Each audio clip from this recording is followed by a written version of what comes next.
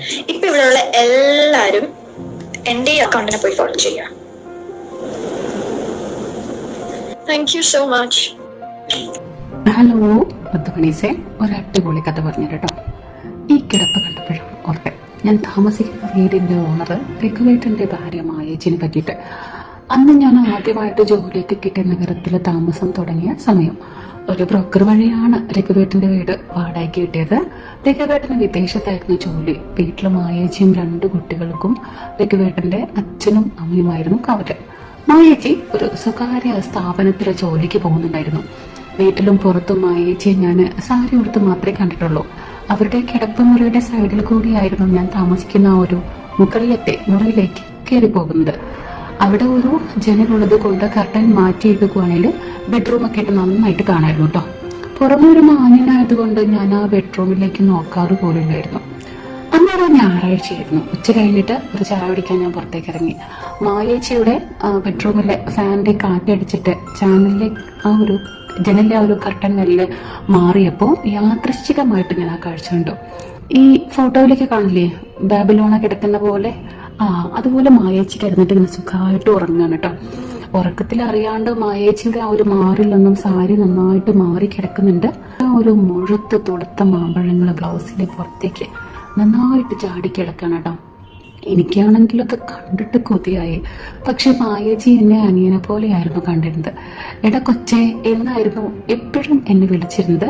ഞാനും അതുവരെ മായേച്ചിയെ കുറിച്ച് മറ്റൊരു വിധത്തിലും ചിന്തിച്ചിട്ട് പോലുമില്ലായിരുന്നു. എങ്കിലും മായേച്ചിയുടെ ആ ഒരു കിടപ്പ് എന്റെ ചിന്തകളെ എല്ലാം മാറ്റിമറിച്ചു. ഞാൻ കുറെ നേരം അവിടെ ചുറ്റിപ്പറ്റി നിന്നോട്ടോ. ഓരോ തവണ കർട്ടൻ മാറുമ്പോഴും മായേച്ചിയുടെ ശരീരം നന്നായിട്ട് ആസ്വദിച്ചു. കുറച്ച് കഴിഞ്ഞപ്പോ മായേച്ചി ഉറക്കത്തിൽ നിന്ന് തിരിഞ്ഞിടുന്നു. അപ്പോഴാണ് മായേച്ചിയുടെ ആ ഒരു പിന്നാമ്പുറം ഞാൻ ആദ്യമായിട്ട് ശ്രദ്ധിക്കുന്നത്. പിന്നെ അധിക നേരം ഞാൻ അവിടെ നിന്നില്ല കേട്ടോ. ചായ കൂടി വേണ്ടെന്ന് വെച്ചിട്ടേ ഞാൻ തിരിച്ച് എന്റെ റൂമിലേക്ക് പോയി. റൂമിൽ ചെന്നപ്പോ ആകെപ്പാടൊരു വിഷമം. ഞാനെന്തോ ഒരു തെറ്റ് ചെയ്ത പോലത്തെ ഒരു തോന്നല്. എന്നാലും മായേച്ചിയുടെ ആ ഒരു കിടപ്പ് ഓർത്തപ്പോ അറിയാണ്ട് ഞാൻ എന്റെ പങ്കായത്തിൽ അങ്ങോട്ട് കൈവച്ചു. മെല്ലെ അതിലങ്ങോട്ട് മുറുക്കി പിടിച്ചിട്ട് മുന്നോട്ടും പിന്നോട്ടും ചലിപ്പിച്ചു. അവസാനം അതൊരു പാൽ മഴയായി മാറി. പിന്നീട് അങ്ങോട്ട് എന്റെ മനസ്സ് നിറയെ മായേച്ചിയുടെ ആ ഒരു കിടപ്പായിരുന്നു. പിന്നെ ഞാൻ രാത്രിയിൽ വെറുതെ പുറത്തിറങ്ങാനൊക്കെ തുടങ്ങിയിട്ടോ. ഉറങ്ങുന്ന മായേച്ചിയെ കാണുകയായിരുന്നു എന്റെ ഉദ്ദേശ്യം. അങ്ങനെ 2 ആഴ്ച കഴിഞ്ഞപ്പോ ഒരു ദിവസം ഞാന് ഡ്യൂട്ടി കഴിഞ്ഞ് റൂമിലേക്ക് കയറി പോകുമ്പോ മായേച്ചി എന്നോട് ചോദിച്ചു, എന്താടാ ഇപ്പൊ രാത്രി ഇടയ്ക്കൊക്കെ പുറത്തു പോകുന്നുണ്ടല്ലോ, വല്ല ചുറ്റിക്കളിയും തുടങ്ങിയോന്ന്. പെട്ടെന്നുള്ള ആ ഒരു ചോദ്യം കേട്ടപ്പോ ഞാൻ അങ്ങോട്ട് ഭ്രമിച്ചു പോയിട്ടോ. ഞാൻ നോക്കുന്നത് മായേച്ചി കണ്ടോ എന്നായിരുന്നു എന്റെ സംശയം. എന്തായാലും അന്ന് തൊട്ട് ഞാൻ രാത്രി പുറത്തു പോക്ക് നിർത്തി. പകരം ഞാൻ മായേച്ചിയുടെ ആ ഒരു കിടപ്പ് കാണാൻ ഒരു വഴി കണ്ടുപിടിച്ചു കേട്ടോ. എന്റെ റൂമില് ഈ ഒരു നെറ്റിന് സ്പീഡ് കുറവായിരുന്നു കേട്ടോ. അപ്പൊ ആ ഒരു സ്റ്റെപ്പിൽ നല്ല സ്പീഡാണെന്ന് പറഞ്ഞിട്ട് ഞാൻ ലാപ്ടോപ്പുമായിട്ട് സ്ഥിരമായിട്ട് സ്റ്റെപ്പിലിരിക്കാനൊരു കാരണം കണ്ടെത്തി. അതങ്ങോട്ട് സക്സസ് ആയി എന്ന് വെച്ചാൽ ആരും സംശയിക്കില്ല. പോരെങ്കിൽ രാത്രി കിടക്കാൻ റൂമിലേക്ക് വരുന്ന മായേച്ചി ഇടയ്ക്കൊക്കെ വെറുതെ ചാനൽ പറഞ്ഞിട്ട് എന്നോട് എന്തെങ്കിലുമൊക്കെ മിണ്ടൊക്കെ ചെയ്യാൻ തുടങ്ങിട്ടോ. അങ്ങനെ മായേച്ചി മിണ്ടാൻ വരുന്നതാണെങ്കിൽ എനിക്ക് ഭയങ്കര ഇഷ്ടമാണ്. കാരണം ഞാൻ ജയിലിൽ നിന്നും ഉയരത്തിൽ ഇരിക്കുന്നത് കൊണ്ട് എനിക്ക് മായേച്ചിയുടെ ആ ഒരു മാമ്പഴങ്ങളുടെ വിടവൊക്കെ നന്നായിട്ട് കാണാൻ പറ്റുമായിരുന്നു. ഒരു ദിവസം എന്നോട് സംസാരിക്കുന്നതിന് ഇടയിൽ ഞാൻ മായേച്ചിയുടെ ആ ഒരു വിടവ് നോക്കുന്നത് മായേച്ചി ശ്രദ്ധിച്ചു കേട്ടോ. അവര് പറഞ്ഞു, നീ എന്താണ് നോക്കുന്നത്? ഞാൻ അങ്ങോട്ട് വല്ലാണ്ട് അങ്ങോട്ട് ചൂളിപ്പോയി. പോയി കിടക്കാൻ നോക്കടാ എന്നും പറഞ്ഞിട്ട് മായേച്ചി ജനലും കൊണ്ട് അടച്ചിട്ടോ. സത്യം പറഞ്ഞ അന്ന് രാത്രി എനിക്ക് ഉറക്കണ്ടായിട്ടില്ല. ഞാൻ ഉറങ്ങാണ്ട് അങ്ങോട്ടും ഇങ്ങോട്ടും തിരിഞ്ഞു മറിഞ്ഞു കിടന്നു കേട്ടോ. ഞാനിപ്പോ ഇനി മായേച്ചിയുടെ ആ ഒരു മാമ്പഴത്തിൽ നോക്കുന്നതേ മായേച്ചി കണ്ടല്ലോ എന്ന് ഓർത്തിട്ട് ഞാൻ എങ്ങനെയൊക്കെയോ ആ ഒരു ദിവസം നേരം വിളിപ്പിച്ചു. പിറ്റേ ദിവസം ഞാൻ വളരെ നേരത്തെ റൂമിൽ നിന്നും ഇറങ്ങി. മായേച്ചിയെ കാണാതെ പുറത്തു പോവാം എന്ന് ഓർത്തിട്ടാണ് കേട്ടോ നേരത്തെ ഇറങ്ങിയത്. ഇറങ്ങി ചെന്നപ്പോ മായേച്ചി അവിടെ നടയുടെ സൈഡിൽ നിന്നിട്ട് മുറ്റടിക്കുന്നുണ്ട്. എന്താടാ ഇന്ന് ഒരുപാട് നേരത്തെ ആയല്ലോ എന്ന് എന്നോട് ചോദിച്ചോട്ടോ. അവര് പിന്നെ ഒന്ന് വെറുതെ എന്ന് പറഞ്ഞോട്ടോ. ഞാൻ മായേച്ചിയുടെ മുഖത്ത് പോലും നോക്കാണ്ട് സ്റ്റെപ്പ് ഇറങ്ങി. അടുത്തെത്തിയപ്പോ മായേച്ചി എന്നോട് ചോദിച്ചു, രാത്രി മാതൃഹാരണി റൂമിലെ റേഞ്ച് കുറവുള്ളൂ അല്ലേന്ന്. അതെന്താ ചേച്ചിന്ന് ഞാൻ ഒന്നും അറിയാത്ത പോലെ ചോദിച്ചോട്ടോ. അപ്പൊ അവര് പറഞ്ഞു, ഒന്നുമില്ല, ഞാൻ വെറുതെ ചോദിച്ചതാടാന്നു. പിറട്ട് മായേച്ചി മുറ്റടി തുടങ്ങി. ഞാൻ വീടിന്റെ ആ ഒരു മുൻപിലോട്ട് ചെന്നപ്പോ രാഘവേട്ടന്റെ അച്ഛനും അമ്മയും കുട്ടിയും അവിടെ നിൽപ്പുണ്ട്. ഇപ്പൊ തല്ല് കിട്ടുമെന്ന് ഓർത്തിട്ട് ഞാൻ പേടിച്ചിട്ട് ഇങ്ങനെ മുന്നോട്ട് ഇങ്ങനെ നടന്നു കേട്ടോ. പക്ഷേ ഒന്നും സംഭവിച്ചില്ല. അവര് സാധാരണ പോലെ തന്നെ എന്നോട് സംസാരിച്ചു. ഭാഗ്യം മായേച്ചി എന്തായാലും തലേ രാത്രിയിലെ കാര്യം ആരോടും പറഞ്ഞിട്ടില്ല എന്ന് എനിക്ക് ആശ്വാസമായിട്ടോ. അന്ന് രാത്രി ഞാൻ താമസിച്ചിട്ടാണ് റൂമിലേക്ക് പോയത്. സ്റ്റെപ്പ് കയറി പോകുമ്പോൾ മായേച്ചിയുടെ മുറിയില് ജനലൊക്കെ തുറന്നിട്ടിരിക്കുന്നത് ഞാൻ ശ്രദ്ധിച്ചു. ആരും റൂമിലില്ല എന്ന് ഓർത്തിട്ട് ഞാൻ മെല്ലെ അകത്തേക്ക് നോക്കിട്ടോ. അപ്പോഴാണ് മായേച്ചി ജനലിന്റെ അടുത്ത് നിൽക്കുന്നത് ഞാൻ കണ്ടു. നീ ആ വഴി നാട് വിട്ടു പോയി കാണുന്ന ഞാൻ ഓർത്തിരുന്ന് മായേച്ചി എന്നോട് പറഞ്ഞു കേട്ടോ.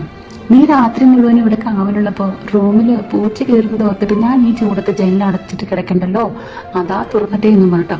ഡാ നീ പോയിട്ടേ നീ കുളിച്ചിട്ട് ലാപ്പുമായിട്ട് ഇവിടെ വന്നിരുന്നു, എനിക്ക് കിടക്കാനുള്ള എന്നൂടി പറഞ്ഞപ്പോ എനിക്ക് വല്ലാത്തൊരു സന്തോഷം തോന്നി. അപ്പോ ആരാ അവിടെ എന്ന് ചോദിച്ചുകൊണ്ട് രഘുവേട്ടന്റെ അച്ഛനും അമ്മയും മുറിയിലേക്ക് വന്നിട്ടോ.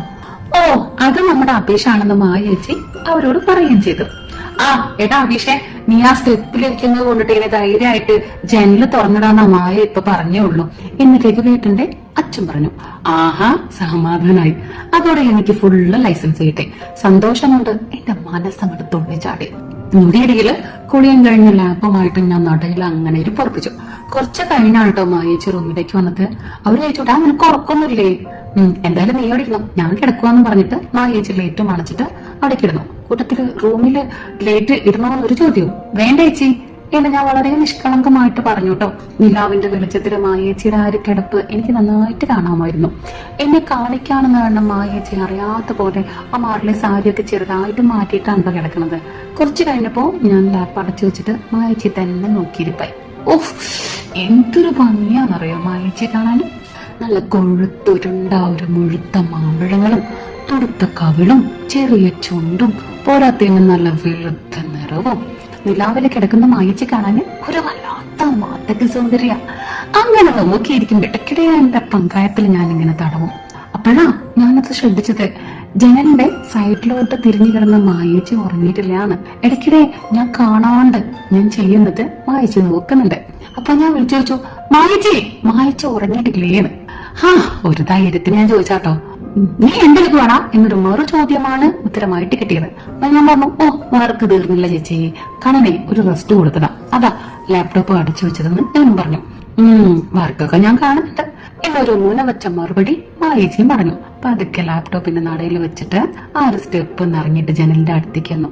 അപ്പൊ ചേച്ചി എന്താടാന്ന് ചോദിച്ചോട്ടോ. ഒന്നുമില്ല ചേച്ചി എന്ന് ഞാൻ മറുപടി പറഞ്ഞു. ഒന്നുമില്ലേ പിന്നെ നീ എന്തിനാടാ ജനലൊക്കെ വന്നിട്ട് ഞാൻ നിൽക്കുന്നെ എന്ന് മായേച്ചി പതുക്കെ ചോദിച്ചു. അപ്പൊ സമയം ഏകദേശം 2 മണി ആയി കാണും കേട്ടോ. അല്ല ചേച്ചിയോട് വല്ലതും ഉണ്ടല്ലോ ഓർത്തിട്ടാ എന്ന് ഞാൻ രണ്ടും കൽപ്പിച്ചങ്ങോട്ട് പറഞ്ഞു. എന്നിട്ട് നീ തുറച്ചു നോക്കുന്നല്ലാണ്ട് ഒന്നും പറയുന്നില്ലല്ലോടാ എന്ന് മായേച്ചി പറഞ്ഞോ. അത് ഞാൻ പറഞ്ഞു, ചേച്ചി ഒന്നും വിചാരിക്കാൻ, എനിക്ക് ചേച്ചി ഇങ്ങനെ നോക്കിക്കൊണ്ടിരിക്കാൻ ഭയങ്കര ഇഷ്ടം. ഇങ്ങനെ നോക്കിക്കൊണ്ടിരുന്നാലേ എന്താടാ എന്ന് മായേച്ചി തിരിച്ചു വെച്ചു. അല്ല മായേച്ചി, നിലാവത്ത് ഇങ്ങനെ കിടക്കുന്ന കാണുമ്പോഴേ ഇങ്ങനെ നോക്കാണ്ടിരിക്കാം. അതിന് നിന്നോട് നോക്കണ്ടെന്ന് ഇവിടെ ആരെങ്കിലും പറഞ്ഞു എന്ന് മായേച്ചി മെല്ലെ ചോദിച്ചിട്ടോ. അതോടെ എനിക്ക് സന്തോഷായി. റൂട്ട് ക്ലിയർ ആയി. കുറച്ചു നേരം ജനലിന്റെ അടുത്ത് നിന്ന് വെള്ളമുറക്കിട്ട് ഞാൻ റൂമിൽ പോയിട്ട് കിടന്നുട്ടോ. രാവിലെ 10 പോലെ ജോലിക്ക് പോയി ഓഫീസിൽ നിൽക്കുമ്പോൾ എനിക്കൊരു മെസ്സേജ് വന്നു മായേച്ചിട്ട്. എടാ നീ എപ്പോഴും ഇറങ്ങുന്നേ? അപ്പൊ ഞാൻ പറഞ്ഞു എപ്പോഴാണല്ലോ ഇറങ്ങാന്ന്. എന്നാലേ നീ ഒരു 2 മണിയാകുമ്പോ മോളിലോട്ട് വരാനായിട്ട് മായേച്ചി മെസ്സേജ് ഇട്ടു. ഓക്കെ എന്ന് പറഞ്ഞു. മാളിൽ ചെന്നതും എല്ലാം വളരെ പെട്ടെന്നായിരുന്നു കേട്ടോ. കൂട്ടുകാരെ എങ്ങനെയുണ്ടായിരുന്നു ഈ ഒരു കഥ? നിങ്ങൾക്ക് ഇഷ്ടപ്പെട്ടോ? നിങ്ങൾക്ക് ഇഷ്ടപ്പെടാൻ വേണ്ടിയിട്ട് ഞാൻ ഇങ്ങനത്തെ അടിപൊളി കഥകളൊക്കെ പറഞ്ഞു തരുന്നത് കേട്ടോ. ഇഷ്ടപ്പെട്ട തീർച്ചയായിട്ടും ലൈക്ക് ചെയ്യാനും ഷെയർ ചെയ്യാനും കമന്റ് ചെയ്യാനും മറക്കരുത്. ബൈ. ഇപ്പൊ ഇവിടെയുള്ള എല്ലാരും എന്റെ ഈ അക്കൗണ്ടിനെ പോയി ഫോളോ ചെയ്യാം. Thank you so much.